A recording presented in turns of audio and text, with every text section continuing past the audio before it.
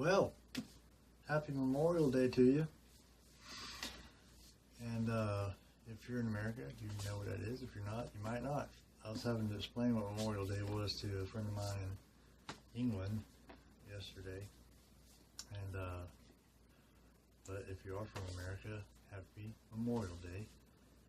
And I hope you're not just taking this day to go to the beach or have a good time cooking out. Remember the whole reason we celebrate it. Don't forget about that. But today, I'm not going to do a message on Memorial Day. Chances are that you heard one in church yesterday. At least I hope so. Or at least you heard another good one. But today, I want to talk about walking in faith. And we're going to be in the book of Joshua. So let us turn there, if you got your Bibles. And I'm still getting used to this whole horizontal video thing, and I have to look over there instead of looking at the screen. So if it looks like I'm looking away, it's because I'm looking at the screen. I apologize for that. But anyway, now the Israelites, they needed to cross Jordan, the River Jordan, to get to Jericho, because that was the first place they needed to conquer to get the land that God had promised them. But they need to get through Jordan, and it's like flowing over its banks. You know, it's harvest time, all the rain is bigger than normal. So Joshua talks to the Lord about it. The Lord tells Joshua what he needs to do, gives him the plan about the priests are going to take the ark, they're going to step in the water, and God's going to stop it up, and then they're going to be able to walk on past.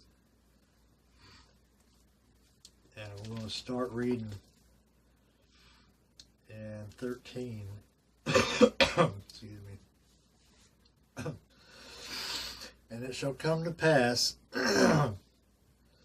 as soon as the soles of the feet of the priests that bear the ark of the Lord of all the earth, shall rest in the waters of Jordan, that the waters of Jordan shall be cut off from the waters that come down from above, and they shall stand upon a heap.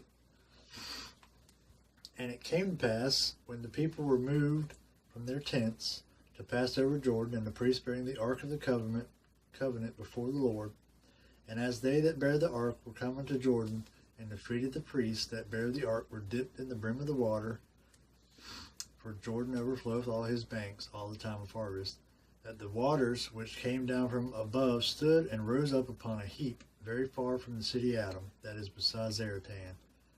And those that came down toward the sea of the plain, even the salt sea failed, and were cut off, and the people passed over right against Jericho. And the priests that bear the ark of the covenant of the Lord stood firm on dry ground in the midst of Jordan, and all the Israelites passed over on dry ground until all the people were passed clean over Jordan. Now, the part of this story that I'm wanting to shed some light on is that God didn't part the water and then they crossed. You know, he didn't part the water and then, like, okay, I parted it, y'all can go across now. They had to make the first move. God didn't part nothing until that first priest put his foot in the water. And as soon as he did, God stopped it up.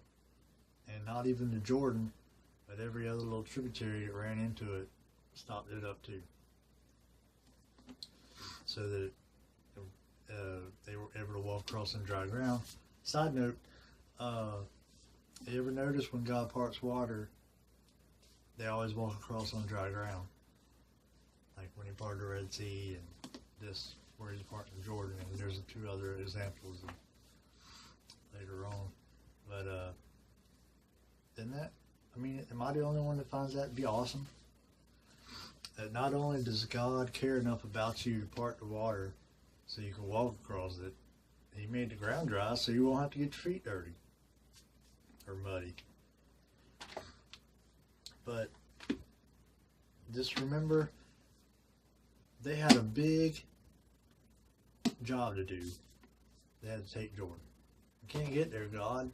There's this big river in our way. God's like, I got you. I won't take care of this river. But you got to take the first step. And that's how it is in our lives. We always sit around. We got a big decision to make about something, and we always sit around and ask God, show me the way, show me the way, show me the way. And while God might be looking down back at us like, I'll show you the way, but you got to take the first step. Show me you got some faith. And like we also see in 2 Corinthians 5:7, Apostle Paul said, for we walk by faith, not by sight. Now, if we walked by sight, how would they have got across that river? They would have been sitting there for who knows how long. Now, what y'all doing? Oh, we're waiting for God to part the river so we can go across it. God said he would part it. He just said, you got to take the first step. You show me some faith, and I'll show you my power. And that's what we have to do in our lives as well. When we get to a point where we're facing a situation, a decision, something, don't just sit around and wait for God to show you the way. Take a step. I mean, I guess I could kind of say that that's what I'm doing with these YouTube videos. I told the Lord, I said, God, I have this passion for preaching. I mean, if that's what you want to call what I'm doing, for teaching the Bible, whatever you want to call it, but Lord, I have a passion, and I'm going to school for Bible and stuff like that, and I'm like, I need, to put it to use somehow. And instead of just waiting around for him to open a door or point me in the right direction, I took a step and started making these videos. And you got to do the same thing. I mean, if it's not the way he wants you to go and you take a step in that direction, he'll let you know. Just take the first step and then let him guide the rest of your steps, and you'll be good to go,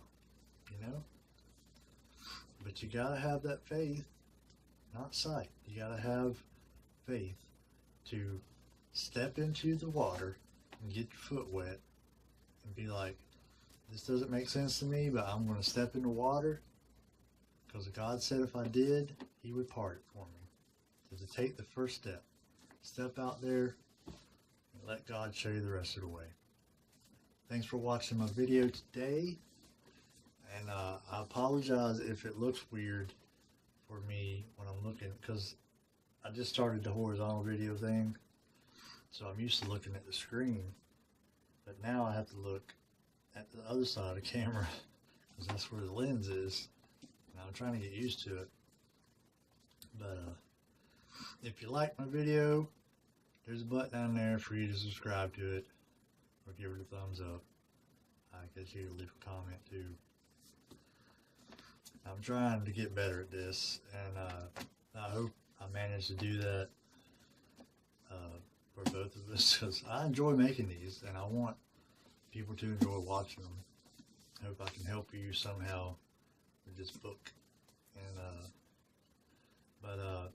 just a teaser. I don't know what the technical term for this is in the world of television. I think they call it a teaser. But some things coming up.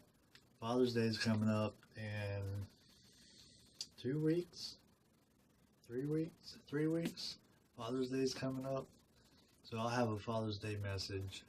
I'm not a father myself, but I got a great father on earth and in heaven. So we'll be preaching a Father's Day message. And in July 5th, I'm not saying the video's going to be on July 5th, but on July 5th will be 18 years I've been saved. I got saved when I was 17 years old. 5 days before I turned 18, I got saved. So it's been 18 years this year that I've been saved. So I'm going to do a testimony video come July, And I don't know if I'm going to be able to fit it all in one video. So it might be a two-part thing, because I want to get detailed with it. But we'll see. You'll have to hang out till July 5th is the day, my anniversary, my spiritual birthday, so to speak. So I'd like to get the video out that day, but we'll see what happens. What else? Yeah, that, and I appreciate you watching. I felt like I had something else to say, but I can't remember what it is now, but oh well, we'll get to it next time. So thank you for watching. Subscribe if you like my videos. And until next time, take up thy cross and carry on.